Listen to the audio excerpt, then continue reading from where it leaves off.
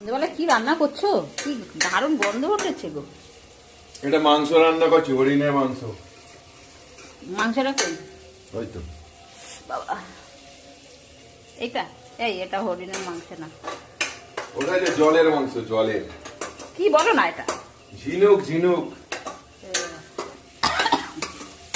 কি দিয়ে করছো? যেমন মাংস রান্না করে, আদা রসুন পেঁয়াজ গরম মশলা সবই আছে। দারুণ গন্ধটা দারুণ বেরিয়েছে কিন্তু।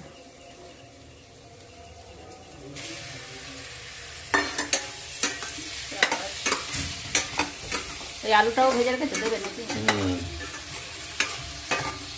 আলু চাচ্ছি দেবো, বাঙালি আলু ভক্ত। সবে তো একটু করে আলু দিতে হবে। বাঙালির আলু ছাড়া চলবে না।